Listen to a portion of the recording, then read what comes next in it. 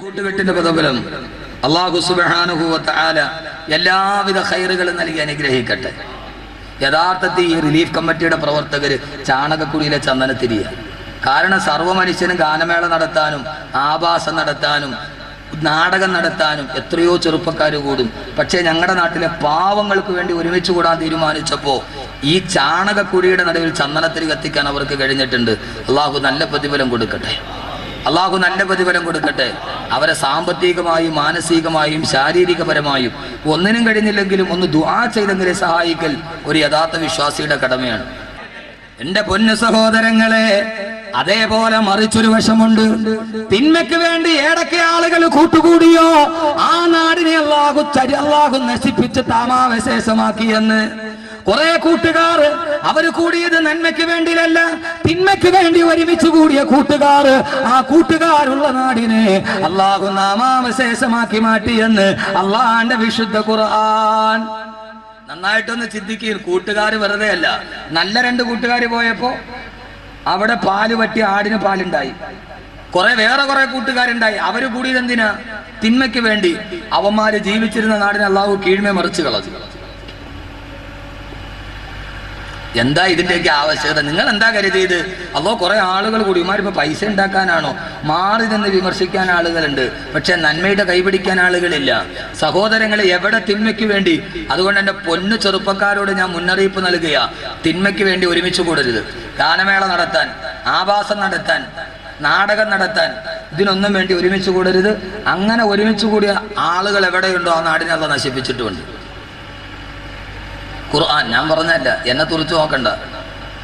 നിങ്ങൾ എന്നെ തുറിച്ച് നോക്കണം. എന്തിനാ എന്നെ തുറിച്ച് നോക്കണ്ട? അള്ളാഹ് പറഞ്ഞ, ഞാൻ പറഞ്ഞല്ല. അള്ളാഹുവിന്റെ വിശുദ്ധമായ ഖുർആനിൽ ഒരു സമൂഹമുണ്ട്, സമൂദ് ഗോത്രം. ആരാ സമൂദ് ഗോത്രം എന്നറിയോ? അലം തറ കൈഫ ഫഅല റബ്ബുക ബിആദ് ഇറമ ദാത്തിൽ ലിമാദിൽ ലതി ലം യുഖ്ലഖു മിഥ്ലുഹാ ഫിൽ ബിലാദ്. അള്ളാഹുവിന്റെ ഖുർആൻ പറയുന്നു, അവർക്ക് സമാനമായ ഒരു ജനതയെ ഞാൻ ഇവിടെ സൃഷ്ടിച്ചിട്ടില്ല. കൈവിരലുകൾ കൊണ്ട് പാറക്കെട്ടുകൾ തുറന്നു മാറ്റിയിട്ട് ആ പാറക്കെട്ടുകളുടെ ഉള്ളിൽ ഏറ്റവും വലിയ മണിസൗധങ്ങൾ പണിത നാട്ടുകാരാ. ആ നാട്ടുകാര് സമൂദ് ഗോത്രത്തെ അല്ലാഹു ഒരു ഇടിമുഴക്കം കൊണ്ട് നശിപ്പിച്ചു കളഞ്ഞു. എന്താ കാരണമെന്നറിയോ?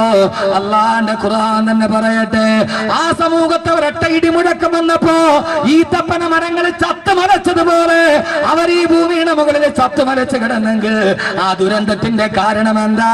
അള്ളാന്റെ ഖുർആൻ തന്നെ പറയട്ടെ, വകാന ബിൽ മദീനതി തിസ്അതു റഹത്തിൻ യുഫ്സിദൂന ഫിൽ അർളി വലാ യുസ്ലിഹൂൻ.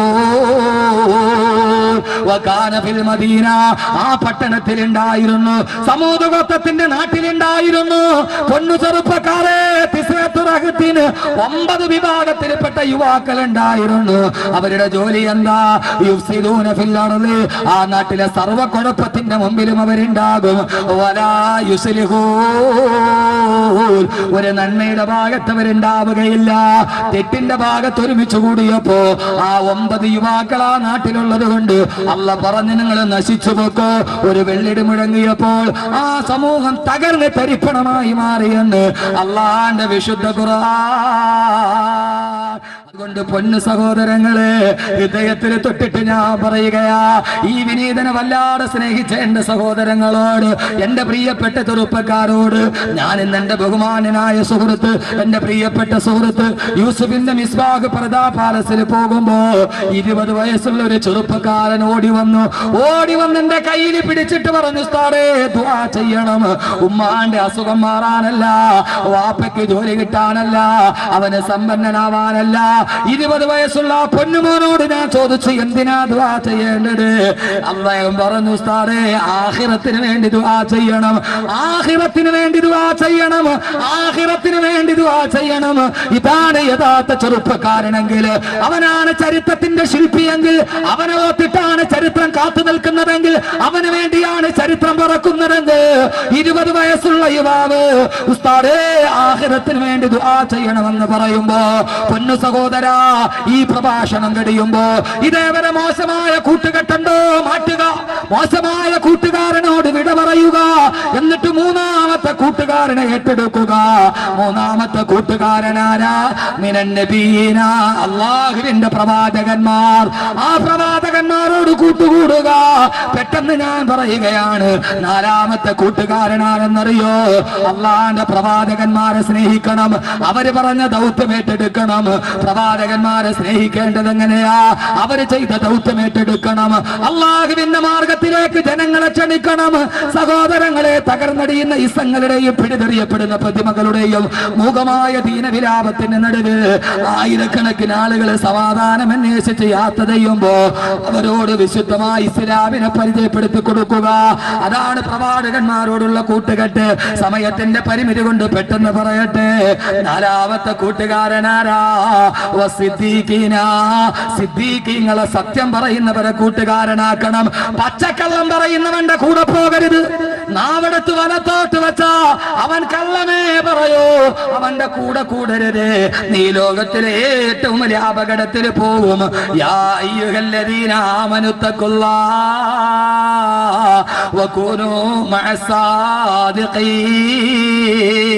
ഓ സത്യവിശ്വാസികളെ, സത്യം പറയുന്ന അല്ലാഹുവിന്റെ പ്രവാചകന്മാർ, അല്ലാഹുവിന്റെ പ്രിയപ്പെട്ട കൂട്ടുകാർ, അവര് സത്യം പറയുന്നവരാ.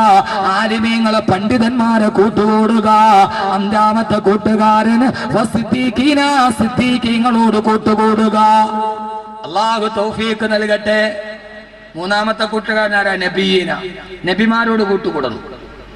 നബിമാരോട് കൂട്ടുകൂടുവോ? ഒന്ന് ഉറക്കെ പറയും. നബിമാരോട് കൂട്ടുകൂടുവോ?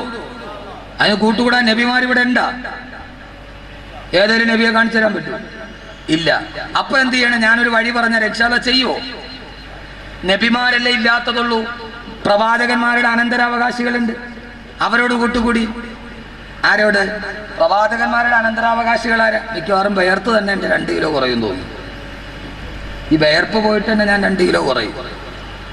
എന്റെ പ്രിയപ്പെട്ട സഹോദരങ്ങളെ, പ്രവാചകന്മാരുടെ അനുയായികളാരാ? അല്ലുലമാ വറസത്തുൽ അംബിയ, ഉലമാക്കൾ പ്രവാചകന്മാരുടെ അനന്തരാവകാശികളാണ്. അതുകൊണ്ട് പ്രവാചകന്മാരുടെ അതേ ദൗത്യം ഏറ്റെടുത്തവരാണ് ആലിമീങ്ങൾ, പള്ളിയിലെ ഇമാമീങ്ങൾ, ഖത്തീബന്മാർ, ഖാദിമാർ, അഹ്ലു ബൈത്ത്. അവരോട് സുഹബത്ത് വെക്കുക, അവരോട് സ്നേഹം വെക്കുക, അവരോട് മഹബത്ത് വെക്കുക. അല്ലാഹു തൗഫീഖ് നൽകട്ടെ, അല്ലാഹു തൗഫീഖ് നൽകട്ടെ. ആലുന്നബിയ്യി ദരീഅതി മിന്നി ഇലൈക വസീലതി. ഇമാം ശാഫി റളിയല്ലാഹു അൻഹു പറഞ്ഞു, അല്ലാഹുവിന്റെ റസൂലിന്റെ അഹ്ലു ബൈത്ത് അല്ലാഹുവേ നിന്നിലേക്ക് എത്താനുള്ള വസീലയാണ്. ആ വസീല ഉലമാക്കളെ സ്നേഹിക്കണം. ഇൻഷാ അല്ലാഹ് സ്നേഹിക്കുമോ? സ്നേഹിക്കും ഇൻഷാ അല്ലാഹ്. അപ്പൊ കൂട്ടുകാരനെ ആഴ്ചയിൽ ഒരിക്കലെങ്കിലും കാണണ്ടേ? വെള്ളിയാഴ്ച പോകുമ്പോൾ ഖാദി ഉസ്താദിന്റെ കയ്യിൽ പിടിച്ചിട്ട് ഒന്ന് മുസാഫഹത്ത് ചെയ്ത് ദുആ ചെയ്യണേന്ന് പറഞ്ഞിട്ട് വരും. ഇനി സന്മനസ്സുണ്ടെങ്കിൽ ഒരു കൈമടക്കം കൂടെ കൊടുത്തേക്ക്. അത് കുഴപ്പമൊന്നുമില്ല, നമുക്ക് അഹങ്കാരമൊന്നുമില്ല. ആട്ടർച്ച എന്നാലും തിരിഞ്ഞു. എൻ്റെ പ്രിയപ്പെട്ട സഹോദരങ്ങളെ, ഉസ്താദിൻ്റെ സ്ഥാപിച്ചിരിക്കുന്നു. വെള്ളിയാഴ്ച ഒന്ന് ഉസ്താദിനെടുക്കലും ഒന്ന് ദുആ ചെയ്യണം. ഉസ്താദെ എന്താ പറച്ചിലിൻ്റെ എന്നറിയോ? 5 വഖത്ത് നിസ്കാരം കഴിഞ്ഞ് ഇമാമിങ്ങൾ ദുആ ചെയ്യൂല, അല്ലാഹുവേ വലിമൻ ഔസാനാ ബിദ്ദുആ, ആരൊക്കെ ഞങ്ങളോട് ദുആ കൊണ്ട് വസിയത്ത് ചെയ്തോ അവർക്കൊക്കെ. അപ്പം നമ്മളും അതിൽ പെട്ടില്ലേ? നമുക്കൊരു വാക്കല്ലേ ഉള്ളൂ. അതുകൊണ്ട് അവരെ സ്നേഹിക്കീൻ, അവരോട് മഹബത്ത് വെക്കീൻ, ആലിമ്യങ്ങളോട് സ്നേഹം ഉണ്ടാകുകയും. അല്ലാഹു തൗഫീഖ് നൽകട്ടെ. അപ്പം നിങ്ങൾക്ക് സ്നേഹം ഉണ്ടാകണമെങ്കിൽ എന്ത് ചെയ്യണം? വെള്ളിയാഴ്ച പോകണം, മുസാഫത്ത് ചെയ്യണം, കൂടെ ഒരു കൈമടക്കൊക്കെ വെച്ച് കൊടുത്താലും ഇവിടെ എങ്ങനെയാണെന്ന് എനിക്ക് അറിഞ്ഞുകൂടാ. നമ്മുടെയൊക്കെ നാട്ടിൽ നല്ല കൈമടക്കാണ്. പക്ഷെ ചില ആളുകൾ പേപ്പറിൽ പൊതിഞ്ഞ് വരും, ഭയങ്കര കട്ടിയായിരിക്കും. റൂമിൽ പോയി നോക്കുമ്പോൾ പഴയ ലോട്ടറി ടിക്കറ്റ്, പഴയ ലോട്ടറി ടിക്കറ്റ് മടക്കിയൊക്കെ തരും.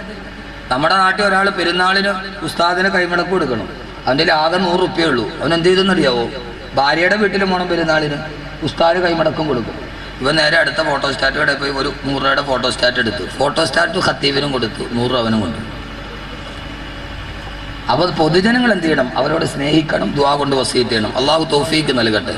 അതേപോലെ പള്ളിയിലെ പരിപാലന കമ്മിറ്റി അംഗങ്ങൾ അവരും ഉസ്താദന്മാരെ സ്നേഹിക്കണം. അവർക്ക് സ്നേഹിക്കാനുള്ള വഴി എന്താ? വർഷത്തിൽ ഒരു പ്രാവശ്യം ശമ്പളം കൂട്ടി കൊടുക്കണം, അല്ലേ?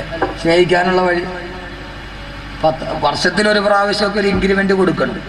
പള്ളിയിലെ ഖത്തീബിൻ്റെ ശമ്പളം എന്ന് പറഞ്ഞാൽ ക്ലോസറ്റിലെ വെള്ളംമാരി എപ്പോഴും അങ്ങനെ തന്നെ കിടക്കും, കൂടുമില്ല കുറയുമില്ല. അത് ജമാഅത്തായിട്ട് അങ്ങനെ തന്നെ കിടക്കും. ഇവിടെ എങ്ങനെയാണെന്ന് എനിക്കറിയില്ല കേട്ടോ. അള്ളാഹു സുബ്ഹാനഹു സമുദായ നേതൃത്വം അക്കാര്യത്തിലൊക്കെ ഒരു പുനർവിചിന്തനത്തിന് തയ്യാറാവണം. ഇന്നലെ ഒരാൾ എന്നോട് പറഞ്ഞു, ഉസ്താദ് എന്താണെങ്കിലും നിങ്ങൾക്ക് കിട്ടുന്ന പൈസ ബറക്കത്തുള്ള പൈസയിൽ ഇച്ചിരി കുറവാണെങ്കിലും. ഞാൻ പറഞ്ഞാ പൊന്നു വകയ കടയിൽ പോയിട്ട് 200 രൂപയുടെ സാധനം മേടിച്ചിട്ട് 100 രൂപ കൊടുത്തിട്ട് ബാക്കി ബറക്കത്ത് കിട്ടുമെന്ന് അവൻ തരുമോ? അയാൾ തരുമോ? ബറക്കത്ത് ആഖിറത്തിലല്ലേ പറ്റുള്ളൂ, ദുനിയാവിൽ പറ്റൂലല്ല. അള്ളാഹു മനസ്സിലാക്കാനുള്ള ബോധം നൽകട്ടെ.